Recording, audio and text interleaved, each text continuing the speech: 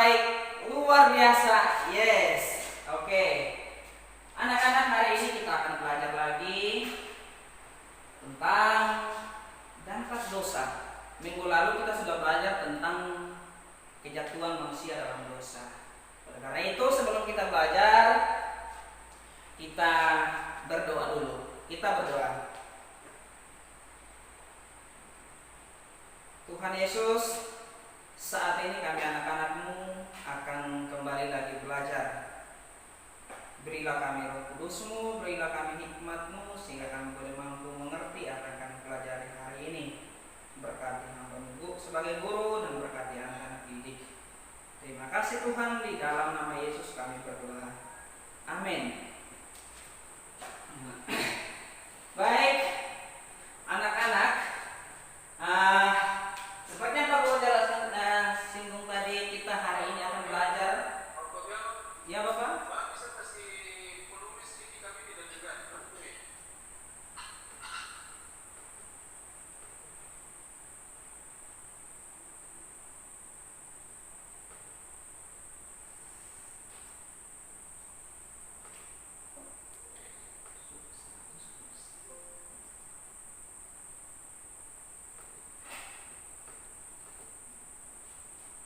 Sudah 100%. Bisa kedengaran Bapak? Bisa kedengaran Bapak? Bisa kedengaran?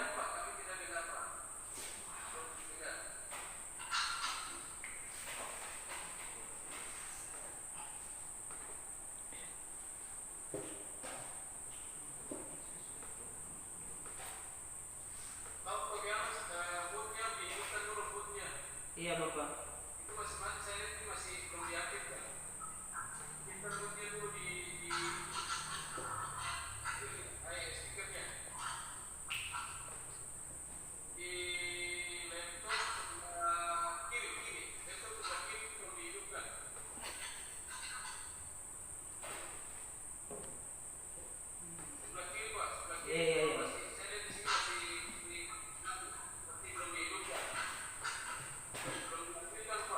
Iya Bapak, ada sementara.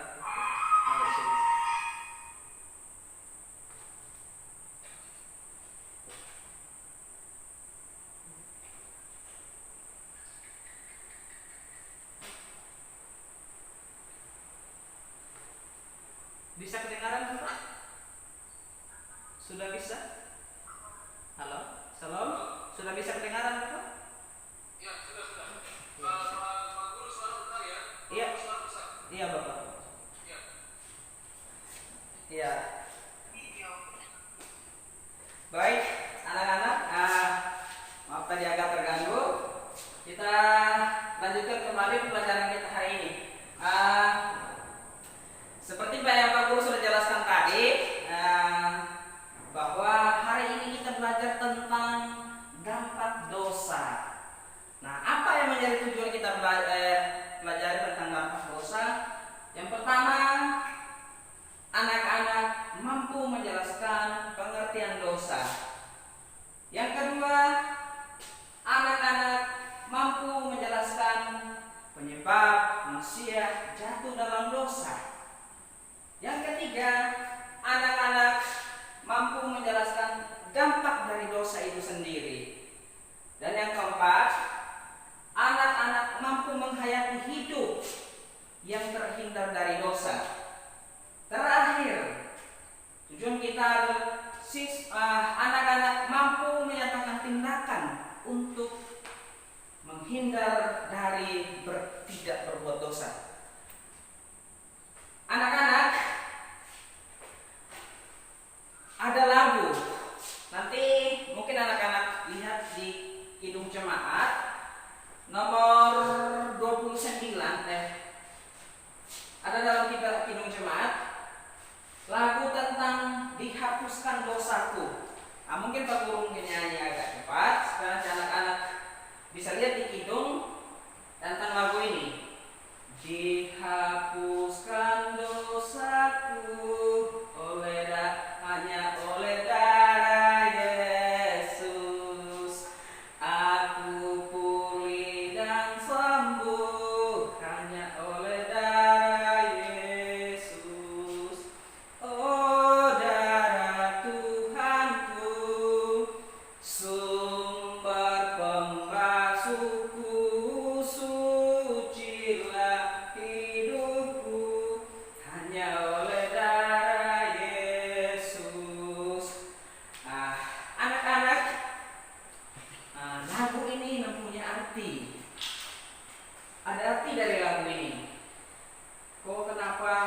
dihapuskan dosaku hanya oleh darah Yesus. Coba kita lihat apa makna lagu ini. Nanti makna lagu ini yang menghapuskan dosa itu hanya Yesus, hanya dengan darah Yesus. Nah, apa kaitannya dengan pelajaran kita hari ini? Dampak dari dosa. Ada pertanyaan. Menurut anak-anak, apakah dosa? Yang kedua, samakah dosa dengan kesalahan? Nah, yang berikut, anak-anak kita akan belajar tentang materi inti kita hari ini, yaitu terambil dalam pelajaran 2. Di situ ada kitab. Kita akan membaca kitab Kejadian pasal 4. Kitab Kejadian pasal 4 ayat 1 sampai dengan ayat yang ke-16. Nanti anak-anak baca di rumah. Lihat dalam kitabnya di kitab Kejadian pasal 4 ayat yang ke-1 sampai 16. Di situ diceritakan tentang Kain dan Habel. Kalau Pak Guru bisa mempersingkat, di situ diceritakan tentang Kain dan Habel, di mana Kain dan Habel itu adalah anak-anak dari Adam dan Hawa. Pertama yang lahir Kain, habis itu lahir juga Habel. Di dalam di dalam Alkitab diceritakan bahwa Kain dan Habel memiliki pekerjaan yang berbeda-beda. Nah, kalau kita lihat dalam Alkitab, Kain dia sebagai petani, sedangkan Habel sebagai pengembala domba, kambing, sapi dan sebagainya. Nah, singkat ceritanya dalam Alkitab itu diceritakan bahwa suatu hari Kain dan Habel sama-sama mempersembahkan korban kepada Tuhan. Nah, Kain mempersembahkan korban dari hasil pertaniannya, buah-buahan, sayur-mayur, dan lain sebagainya. Sedangkan Habel, dia mengambil seekor anak lembu yang gemuk, dia persembahkan. Nah, apa yang terjadi? Ketika persembahan mereka sedang dipersembahkan, Tuhan berkenan atas persembahan Habel, sedangkan persembahan Kain tidak diterima. Wah, karena persembahan Kain tidak diterima, dia merasa marah.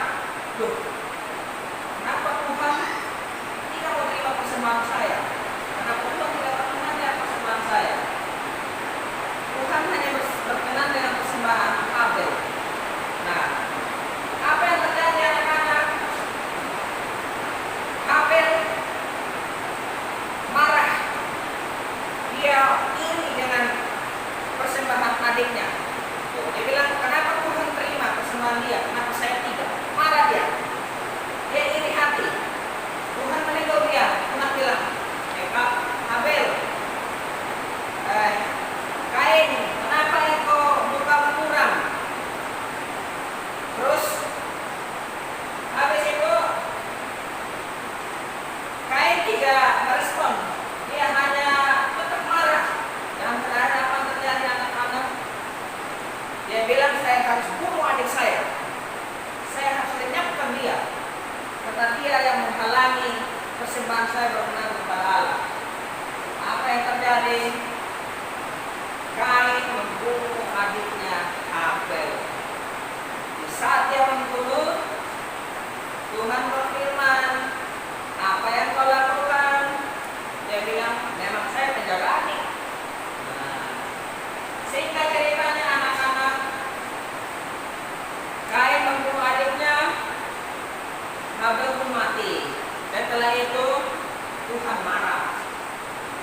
Tuhan bilang sama Kain, karena engkau sudah membunuh adikmu, maka engkau akan bersusah payah, engkau akan menjadi pengembara. Kalau bisa kita di sini, dia akan keluar dari tanah negerinya, dia pergi ke negeri yang dia tidak tahu, dia menjadi pengembara. Nah, akhir ceritanya Habel meninggal, Kain pergi. Orang tua mereka jadi sedih dan mereka pun tidak bertemu lagi. Nah, di akhir dari cerita anak-anak itu kisah tadi tentang Kain dan Habel. Dari cerita tadi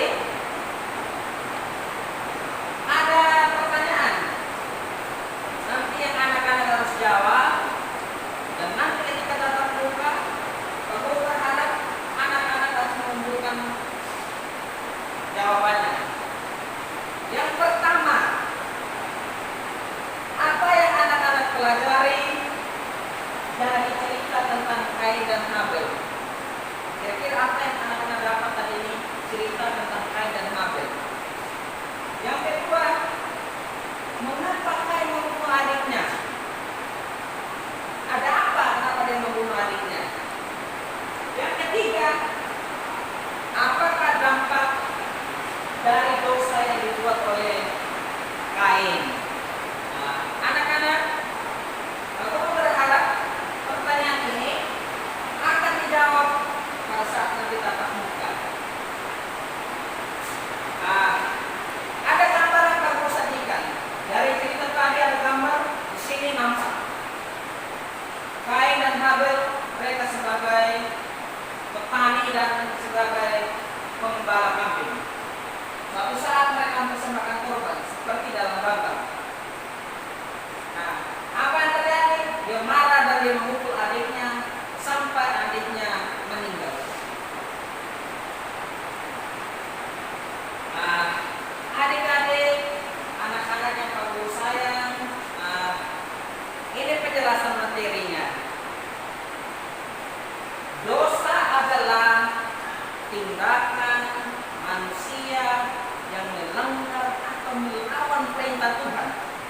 Nah, misalnya Tuhan sudah perintahkan kita jangan mencuri, anak-anak masih mencuri, jangan membunuh, atau jangan mengingini milik orang, anak-anak masih mengingini. Nah, anak-anak, terus kenapa manusia berbuat dosa? Simpel saja. Manusia berbuat dosa pertama karena iri hati. Lihat orang punya motor, nanti saya akan kasih rusak dia punya motor. Lihat orang punya sesuatu yang baik, wah, nanti saya akan curi barangnya. Terus karena perasaan marah, seperti Kain tadi membunuh adiknya Habel, karena hanya perasaan marah, iri, dia membunuh adiknya. Dendam, benci, serakah, rakus, itulah yang membuat manusia marah dan melakukan dosa. Nah, contoh tadi kan cerita tadi Kain dan Habel. Kain membunuh adiknya hanya karena sedikit marah, iri hati, dia bunuh adiknya hanya karena marah saja. Coba kalau dia bilang, aduh Tuhan, kenapa tidak menerima persembahan saya, terus dia diam-diam, tidak mungkin dia bunuh adiknya. Karena dia marah, tunggu kau, saya harus bunuh kau. Itu tidak boleh.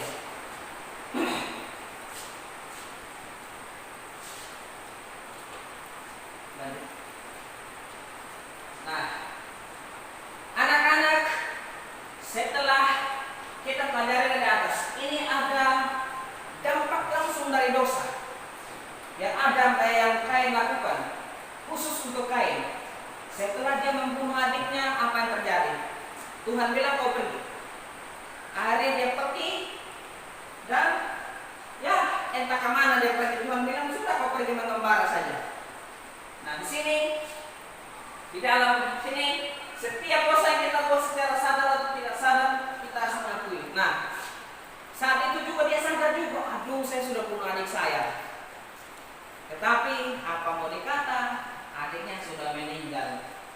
Nah, anak-anak, apa yang kita harus lakukan untuk kita menyadari dosa kita. Yang pertama di sini, setiap dosa yang kita buat secara sadar atau tidak sadar kita harus mengakuinya supaya apa? Supaya hubungan kita dengan Tuhan dan sesama menjadi baik kembali. Jika kita tidak mengakui dosa kita, maka kita akan dibayang-bayangi oleh rasa bersalah dan hidup tidak tenang. Dosa kita hanya dapat ditebus oleh Yesus Kristus Anak Allah. Dialah yang dapat membersihkan kita dari segala dosa dan kesalahan kita. Inilah jalan satu-satunya. Nah, anak-anak yang terkasih, nah di sini tadi ada kaitan cerita Kain dan Habel dengan kita.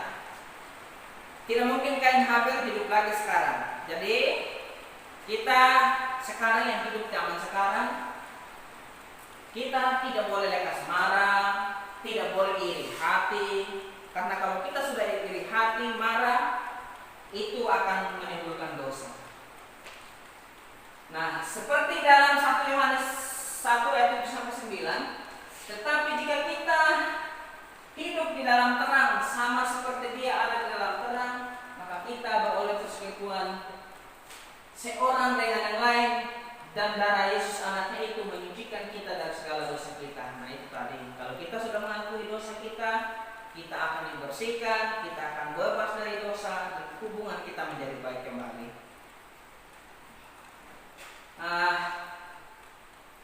Hal-hal yang bisa dilakukan agar anak kita bisa terhindar dari dosa. Yang pertama, anak-anak kita bisa melakukan selalu berdoa, tekun membaca Alkitab. Nah, kalau kita berdoa seperti yang kemarin-kemarin yang Pak Guru ajarkan, tidak perlu doanya panjang-panjang. Kita selalu memohon kepada Tuhan supaya kita selalu dekat dengan Tuhan. Yang berikut, tekun membaca Alkitab. Nah, ya kita harus rajin membaca Alkitab. Rajin beribadah, ya bukan hanya saja di sekolah minggu kita beribadah, tetapi di mana saja kalau misalnya ada PKS di rumah, ada syukuran, ada ibadah-ibadah lain, kita harus ikut. Rajin ke sekolah minggu. Nah ini kita punya tugas, kita harus rajin ke sekolah minggu supaya kita bisa dengar-dengar tentang firman Tuhan. Nah, diajarkan yang baik. Terus juga hal lain, tidak mudah marah. Jangan sampai kita baru disentil sedikit saja, kau. Nah, apalagi kita orang Timur ini tidak pernah ada halus-halus, kasar semua. Disentuh sedikit, kau kenapa kau sentuh saya, kenapa kau pukul saya? Nah, kita sudah menimbulkan dosa. Tidak mencuri, ingat, jangan sampai bilang, Pak Guru saya ambil dia punya pena saja, nanti saya kasih kembali. Kalau dia tidak tahu saya ambil terus, itu dosa itu. Yang berikut, tidak mencaci maki, tidak menipu, tidak berbohong, dan tidak sombong, dan masih banyak hal lain yang kita bisa lakukan agar kita terhindar dari dosa. Nah,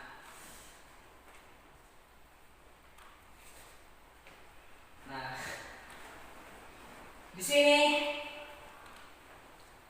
Pak Guru akan sampai di kesimpulan tentang dosa. Dosa adalah tindakan manusia melanggar perintah Tuhan. Tadi Pak Guru sudah jelaskan di awal, dosa adalah tindakan manusia melanggar perintah Tuhan. Tuhan sudah memerintahkan dalam ke-10 firman-Nya, ada begitu banyak sih, sudah jelas. Tetapi kita masih melanggar. Itulah dosa yang kita buat. Dosa berdampak buruk bagi diri sendiri, bagi orang lain, dan bagi Tuhan. Nah, untuk diri sendiri kita akan dikejar rasa bersalah. Waduh, saya bersalah, saya sudah buat dosa. Aduh, saya sudah buat dia sakit hati, saya sudah buat dia menderita. Nah, itu untuk diri sendiri. Sedangkan untuk orang lain, orang akan benci kita. Orang akan tidak suka dengan kita, tidak senang dengan kita. Nah, akhirnya orang itu pun merasa sedih. Nah, contoh tadi kasus Kain Habel. Kain membunuh adiknya, Kain terus merasa dihantui rasa bersalah, dia tidak tenang, tidak aman. Orang tua mereka pun sedih. Kenapa mereka melakukan hal itu? Yang berikut juga, yang lebih parahnya adalah hubungan kita dengan Tuhan menjadi rusak. Hubungan kita dengan Tuhan tadi yang baik-baik akhirnya rusak. Kenapa? Karena dosa kita. Jadi dosa itu merusak hubungan bukan saja hanya dengan Tuhan, tetapi dengan sesama kita.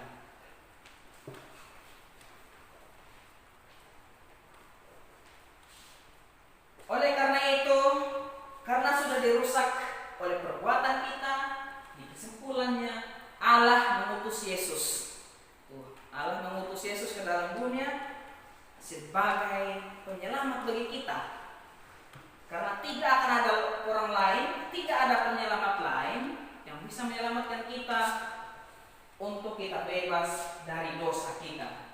Jadi kita jatuh dalam dosa, kita berbuat dosa, Tuhan menyucikan kita, dan kita kembali bersih, hubungan kita dengan Tuhan kembali baik.